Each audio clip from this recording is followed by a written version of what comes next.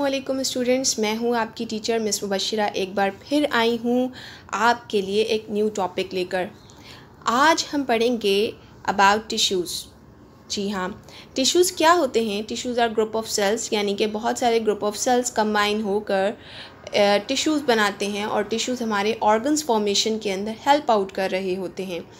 अगर हम बात करें एनिमल टिश्यूज़ की, जो कि आज का हमारा टॉपिक है, तो एनिमल टिश्यूज़ मेनली 4 टाइप्स के होते हैं, जिसमें पहला है एपिथेलियल टिश्यूज़, जो कि आपकी बॉडी की सरफेसेस को लाइन करता है। इसके अलावा मस्कुलर टिश्यू, जो कि हमारे मसल्स में मौजूद होते हैं, नर्वस टिश्यूज़, जो कि हमारे ब्रेन में मौजूद होते हैं, एंड कनेक्टिव टिश्यूज़, जो कि आपके डिफरेंट प्लेसेस पर पाए जाते हैं। तो आज हम इन चारों टिश्यूज़ को थोड़ा सा डिटेल में स्टडी करेंगे। So let's talk about first epithelial tissues. जब हम बात करते हैं एपिथेलियल टिश्यू की, तो एपिथेलियल टिश्यूज़, जैसे मैंने आपको बताया कि ये लाइन अप करता है हमारी बॉडी की सरफेसेस को, यानी हमारी जो स्किन है और हमारी स्किन की जो बॉडी सरफेस है उसको भी जो है वो एपिथेलियल टिश्यू लाइन कर रहे हैं। तो ये सबसे आउटर लेयर होती है किसी भी इंटरनल ऑर्गन की, जैसे कि यहाँ पे लिखा हुआ है that covers the outside of the body, हमारी बॉडी के बाहर को कवर करता है, उधर मौजूद होता है, लाइन अप करता है, and lines the internal organs, जो हमारे अंदरूनी ऑर्गन्स हैं like heart, kidney, lungs, liver, उन इंटरनल ऑर्गन्स की सरफेस पर भी जो लाइनिंग है वो किसकी है? एपिथेलियल टिश्यू की। So basically it's a covering जो कि हमारी बॉडी के आउटसाइड मौजूद है और हमारे इंटरनल ऑर्गन्स के बाहर पाई जाती है। When we talk about its structure, so they have tightly joint closely packed cell, यानी अगर आप इनकी पिक्चर्स देखें different types of epithelial tissues की, तो उनमें जो सेल्स हैं लाइक दिस, ये क्लोजली क्या है, एक दूसरे से पैक्ड हैं, बीच में गैप नहीं है। सो इनके जो सेल्स होते हैं वो क्लोजली पैक्ड होते हैं, और दूसरी चीज़ एपिथेलियल टिश्यू एक सिंगल लेयर में मौजूद होती है। When we talk about them functions, their functions, तो functions क्या हैं? It can act as a barrier against mechanical injury. Barrier मतलब रुकावट।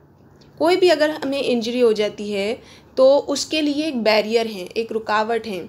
हमारे कोई भी इंटरनल ऑर्गन डायरेक्टली कांटेक्ट में नहीं आता, तो ये एक रुकावट के तौर पर काम करते हैं किसी भी इंजरी के लिए। ये हमें प्रोटेक्शन प्रोवाइड करते हैं, हमारी बॉडी और हमारे दूसरे ऑर्गन्स को एक तरीके से शेप मेंटेनेंस में भी हेल्प करते हैं। इसके अलावा माइक्रो ऑर्गेनिजम्स हमारी बॉडी के अंदर डायरेक्टली एंटर नहीं हो सकते। They have to cross first epithelial tissue या एपिथेलियल लेयर, और उसको जो है वो उससे हमें बचाते हैं। इसके अलावा फ्लूइड लॉस, जाहिर सी बात एक लेयर है और उस लेयर के अंदर फ्लूइड जो है वो क्या हुआ हुआ है, बंद हुआ हुआ है, क्लोज हुआ हुआ है, तो हमारा फ्लूइड भी जो है वो लॉस नहीं होता। इसके अलावा ये डिफरेंट ग्लैंड्स में भी पाया जाता है। ग्लैंड्स आर बेसिकली ऑर्गन्स जो कि कोई ना कोई केमिकल सिक्रीट करते हैं।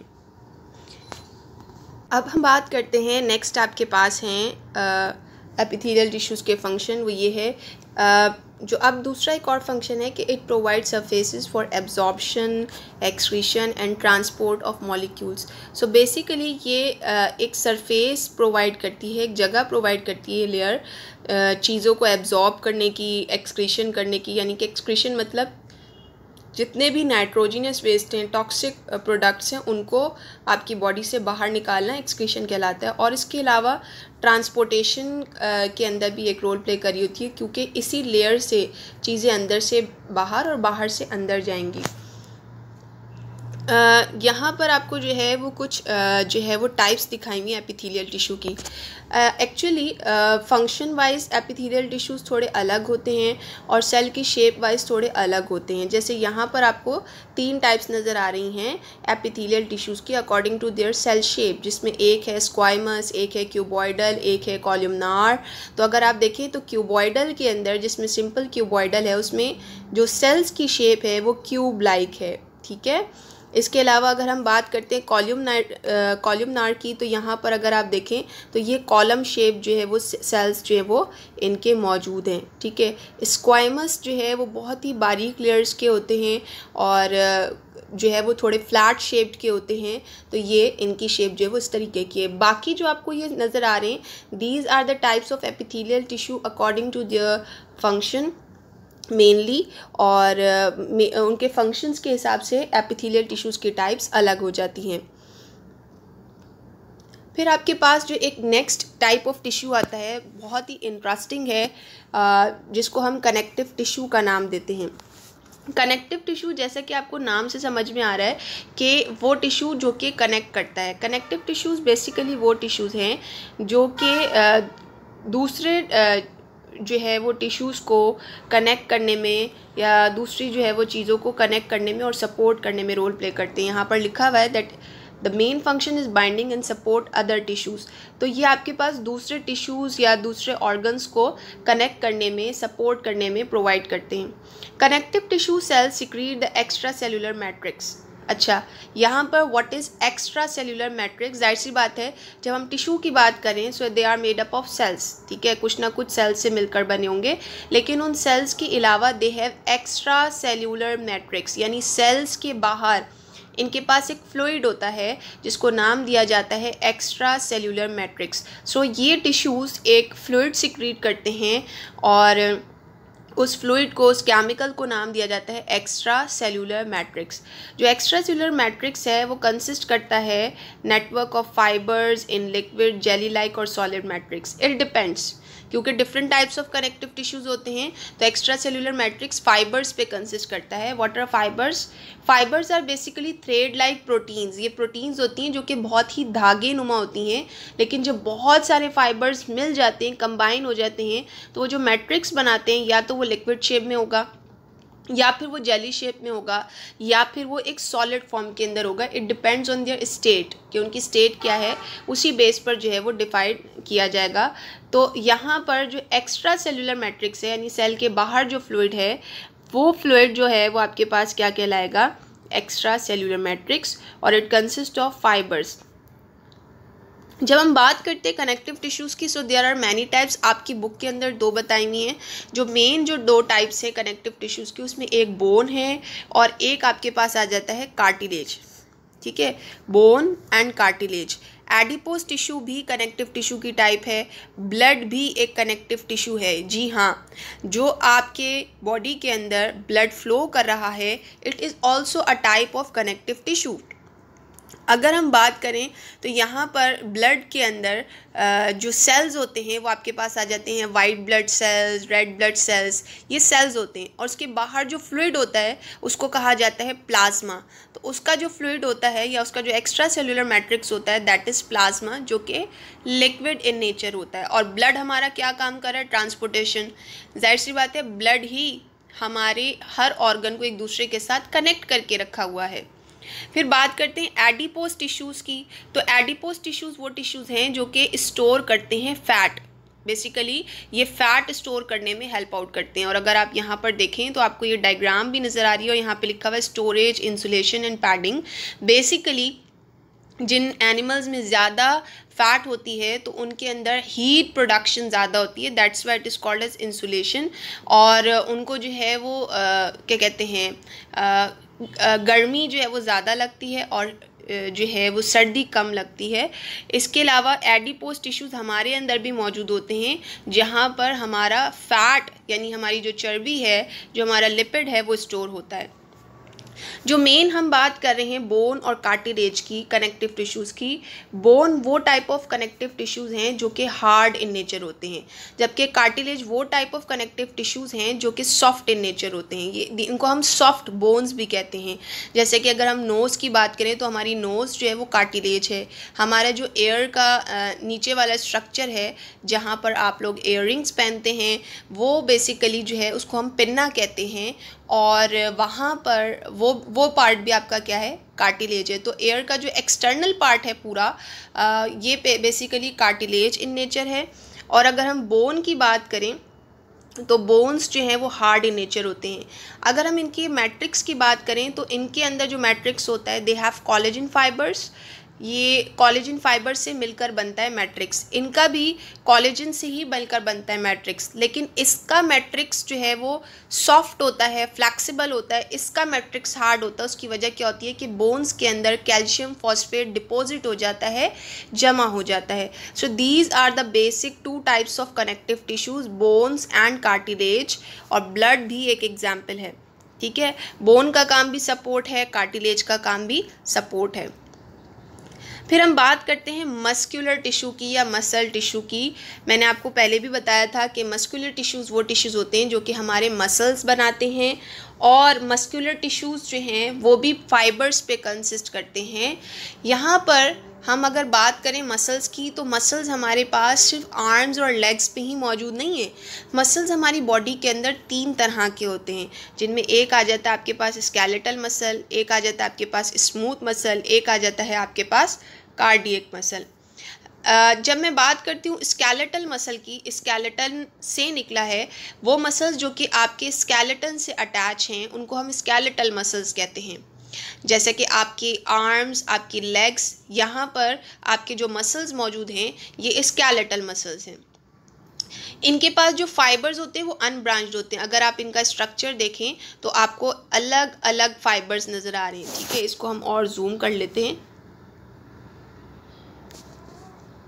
अगर आप इनका स्ट्रक्चर देखें तो आपको यहाँ पर नज़र आ रहा होगा कि इनके अंदर आपको ब्रांचिंग नज़र नहीं आ रही। So they have unbranched fibres. जैसे मैंने आपको बताया कि muscle tissues are composed of fibres, they have unbranched fibres और दे आर स्ट्राइएटेड। स्ट्राइएटेड मतलब स्ट्रिप्स होती हैं, लाइंस होती हैं, ठीक है। तो यहाँ पर अगर आप देखें तो आपको ये लाइंस नज़र आ रही हैं, स्ट्राइएटेड, डार्क और लाइट बैंड, बीच में लाइट पिंक कलर नज़र आ रहा है और आपको डार्क पिंक कलर नज़र आ रहा है। So they are striated in structure. ये हमारी बोन से अटैच्ड होते हैं। और दूसरा जो सबसे मेन पॉइंट है, they are voluntary in nature. What is the meaning of voluntary here? ये मतलब हमारी विल पावर से मूव कर सकते हैं, ये हमारी मर्ज़ी से मूव कर सकते हैं। They are in our control. हमारे कंट्रोल में ये मसल्स होते हैं। हमें कहाँ मूव करना है, कैसे मूव करना है, हम इन मसल्स को मूव करा सकते हैं। सो स्केलेटल मसल्स के अंदर हमने बात की, they have unbranched fibres, they are striated in structure, they are attached to the bones और they are voluntary in nature. हमारी जो बेसिकली बैकबोन है, बैकबोन पर जो मसल्स हमारे अटैच हुए हैं वो भी स्केलेटल मसल्स हैं, क्योंकि हम अपनी बैकबोन को मूव कर रहे हैं उन मसल्स की मदद से। हमारी आर्म्स हो गए, हमारे लेग्स हो गए, इधर जो मसल्स मौजूद हैं they are skeletal muscles. Now let's talk about the cardiac muscle. Cardiac का वर्ड बेटा याद रखो हमेशा हार्ट के लिए यूज़ होता है। तो ये मसल्स आपको सिर्फ और सिर्फ कहाँ नज़र आएंगे? हार्ट में। The muscles present in your heart is called as cardiac muscles. और जब हम बात करते हैं कार्डियक मसल्स की तो जाहिर सी बात है सबसे पहली चीज़ आ जाती है, क्या ये आपकी कंट्रोल में होंगे? नहीं, ये इनवॉलंटरी हैं। हार्ट आपकी मर्ज़ी से पंप आउट नहीं कर रहा, हार्ट को कंट्रोल कर रहा है हमारा ब्रेन। सो बेसिकली ये इनवॉलंटरी होते हैं, ये हमारे कंट्रोल में नहीं है।